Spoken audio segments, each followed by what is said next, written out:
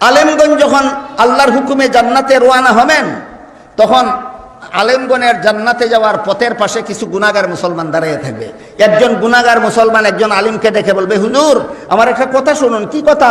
আমি দুনিয়াতে আপনাকে মহব্বত করতাম, প্রমাণ এক গ্লাস পানি পান করাইছিলাম, প্রমাণ এক গ্লাস পানি পান করেছিলাম। এখন কি হয়েছে? কই এখন আল্লাহ আমার গুনার কারণে হুকুম দিয়ে দিছে জাহান্নামে যাওয়ার জন্য।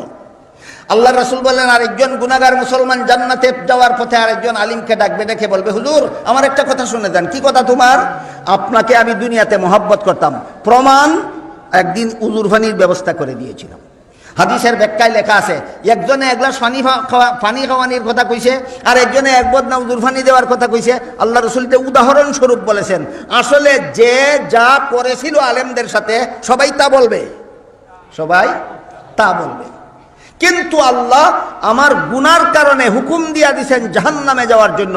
আল্লাহর রাসূল বলেন, যদি রাসূলের উম্মত হইয়া থাকেন আপনারা বিশ্বাস করুন, যদি আল্লাহর বান্দা হইয়া থাকেন আপনারা বিশ্বাস করুন।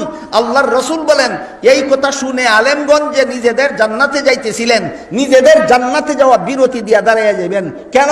তারা ভাববেন যে আমার জান্নাতে আমি পরে যাই, শেষবারের মতো চেষ্টা করে দেখি মুসলমান উম্মতটাকে জাহান্নাম থেকে রক্ষা করা যায় কিনা। আল্লাহ রাসূল বলেন, আলেমগণ নিজেদের জান্নাতে যাওয়া বিরতি দিয়ে দাঁড়িয়ে যাবেন, দাঁড়িয়ে আল্লাহকে বলবেন, আল্লাহ এই লোকটা ঠিকই বলেছে, আমাকে মহব্বত করতো এই জন্য এক গ্লাস পানি পান করাইছিল দুনিয়াতে, এর বেশি সুযোগ ওই হয়েছে না। ওই লোকটা আমারে মহব্বত করতো বলি এক বদনা উদুর পানির ব্যবস্থা করে দিয়েছিল দুনিয়াতে, এর বেশি সুযোগ ওই হয়েছে না। আল্লাহ বলবেন, হে আলেমরা শোনো, এদের গুনার কারণে আমি হুকুম করেছি জাহান্নামে যাওয়ার জন্য, কিন্তু তোমরা আলেমরা যেহেতু সাক্ষী